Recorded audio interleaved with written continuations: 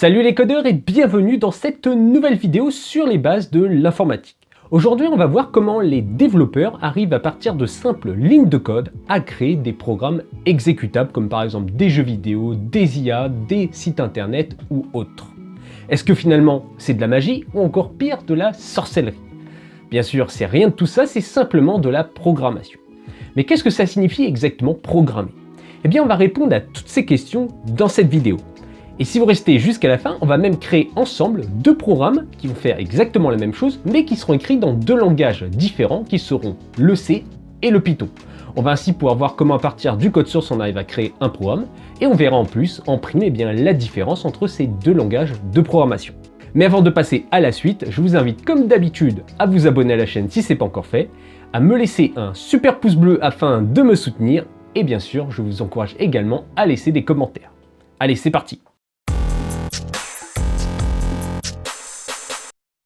Alors déjà, il faut bien comprendre que tout programme, que ce soit un jeu vidéo, un site internet, un éditeur de texte ou encore un système d'exploitation comme par exemple Windows ou Linux, eh bien tous ces programmes ont été à un moment donné du code source écrit par un développeur. Et en fait, du code source, c'est quoi exactement?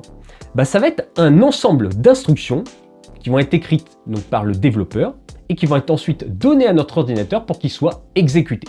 Donc on lui dit finalement la liste des choses à faire et dans quel ordre il doit les faire, et l'ordinateur il fait simplement suivre les instructions de manière bête et méchante. Et oui, comme je vous l'ai déjà dit, un ordinateur c'est bête, ça comprend qu'un langage binaire qui est le 0 et le 1, et en plus ça suit de manière bête et méchante les instructions que le développeur lui donne. Et ça signifie que lorsqu'il y a un bug finalement dans un programme, eh bien oui, c'est de la faute du développeur, c'est lui qui a mal expliqué à l'ordinateur ce qu'il devait faire. C'est pas l'ordinateur de lui-même qui va créer des bugs. Pour faire l'analogie dans la vie de tous les jours, on peut imaginer que finalement notre développeur, c'est un chef pâtissier qui va écrire une recette. Et nous, les petits gourmands qui allons suivre cette recette afin de réaliser le gâteau et de le manger, eh bien on est les ordinateurs. Et donc dans cette analogie, eh bien, le chef pâtissier, donc qui est le développeur, il va écrire l'ensemble des instructions et l'ordre dans lequel il faut faire ces instructions afin de créer le gâteau. Et donc nous, on va prendre la recette, et comme l'ordinateur, de manière bête et méchante, on va suivre les différentes instructions et les exécuter de la manière dont elles ont été écrites. Ainsi, si le chef pâtissier a fait une petite erreur, par exemple dans la température du four, eh bien notre gâteau va être cramé, tout simplement parce qu'il s'est trompé lorsqu'il a écrit ses instructions. Donc vous voyez, écrire du code, c'est du gâteau. On va simplement écrire l'ensemble des instructions que notre ordinateur doit exécuter. Mais bien sûr, vous vous en doutez, on ne va pas écrire du code comme on écrit une recette de gâteau.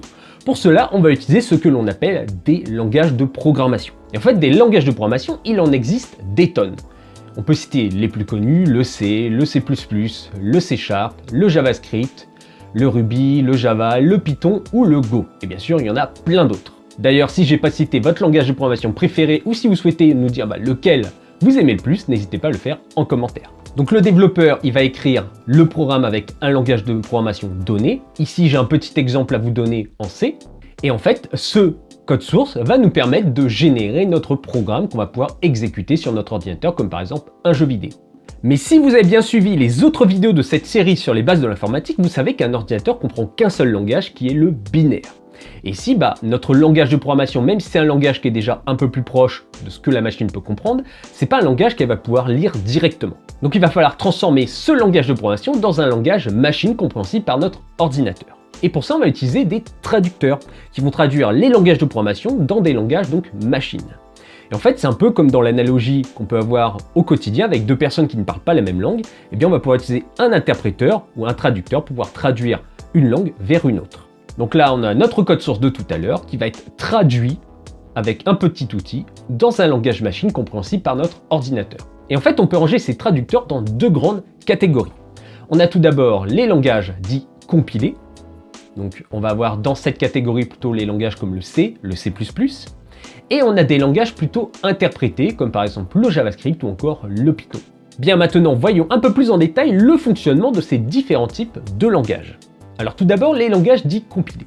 En fait, il faut voir ça un petit peu comme la traduction d'un livre. Vous allez donner le livre à un traducteur, par exemple, qui va prendre un livre en anglais pour le traduire en français. Donc il va prendre tout ce livre, il va traduire l'ensemble du livre pour créer une nouvelle version du livre qui sera la version en français. Et ce qui est bien, c'est qu'une fois que la traduction a été faite, vous pouvez dupliquer le livre en français et le distribuer à différentes personnes qui lisent uniquement le français.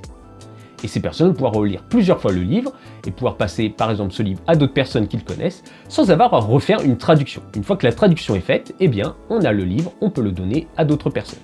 Donc oui, la traduction prend un certain temps, mais une fois que c'est fait, on est tranquille.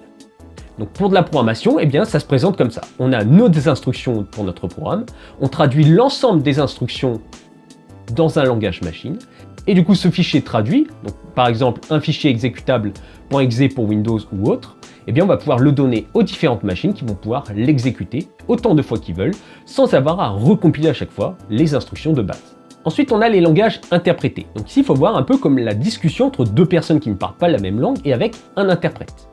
Donc ici, on a par exemple une personne qui parle en français. On a l'interprète qui va traduire la première phrase, puis la donner en anglais. Ensuite, il va attendre que la personne donne une nouvelle phrase en français, puis traduire cette phrase et la donner en anglais. Donc on voit qu'ici, c'est fait au fil de l'eau. C'est pas comme tout à l'heure avec la compilation, où finalement, on faisait traduire tout le texte, puis après, on l'utilisait. Non, ici, vu que le texte est donné petit à petit, eh bien on traduit au fur et à mesure que le texte arrive. Ça signifie alors que si on souhaite refaire cette discussion, on va de nouveau traduire les phrases les unes après les autres.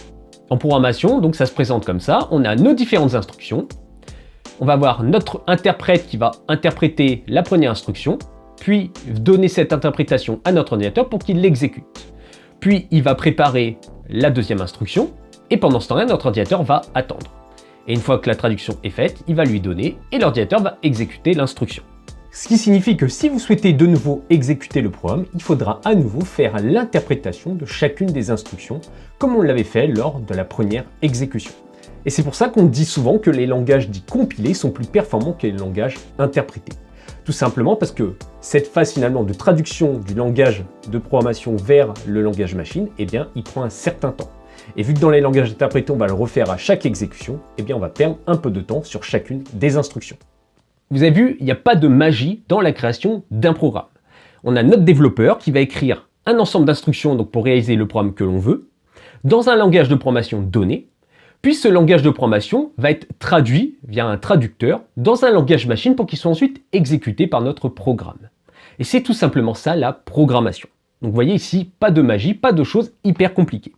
Et pour vous le prouver d'ailleurs, comme je vous l'ai promis en début de vidéo, on va faire deux petits programmes avec deux langages différents qui vont utiliser justement deux traducteurs différents, donc l'interprétation et la compilation. Et ces langages, ça va être le C et le Python. Alors voici mes deux programmes, ou plutôt mes deux codes sources. Vous voyez ici que j'ai deux fichiers, un à gauche, un à droite. Donc à gauche, il s'appelle main.c, ça correspond à mon programme en C. Et à droite, il s'appelle main.py et c'est mon programme en Python. Donc ça, c'est le code source écrit en C, et ici, c'est le code source écrit en Python. Donc vous voyez que la structure est légèrement différente, la syntaxe aussi, mais globalement, il y a quelques similitudes. Déjà, les programmes vont faire exactement la même chose, ou quasiment, ils vont afficher un message à l'écran. En fait, on va afficher, pour le C, salut les codeurs en C, parce que ça vient d'un programme en C, c'est pour bien les identifier, et l'autre, c'est salut les codeurs en Python. Donc vous voyez que les deux programmes vont écrire un message, donc ça fait quasiment la même chose, et que la syntaxe est quand même assez proche. Notamment pour l'affichage d'un message, on utilise ici printf en C et print en Python. Donc on voit qu'il n'y a pas de grosse différence et on voit que c'est basé sur des mots anglais, puisque print, ça signifie afficher en anglais. Et on peut voir également que ici on a un truc qui s'appelle main, et là aussi main. Et en fait main, ça veut dire principal en anglais, et ça correspond finalement à notre fichier principal pour notre programme. Bon, ici notre programme est très minime, donc il n'y a qu'un seul fichier, et en effet c'est le fichier principal.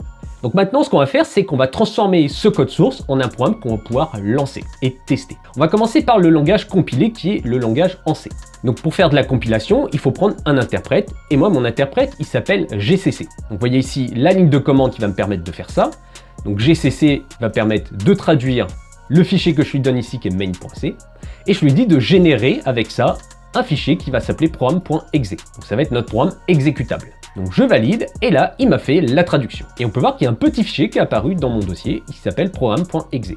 Et si j'essaye de l'ouvrir, il me dit, non, je ne peux pas l'ouvrir, je ne peux pas te l'afficher, parce que c'est du binaire. Donc il ne peut pas l'afficher dans un éditeur de texte. Donc on va exécuter ici le programme.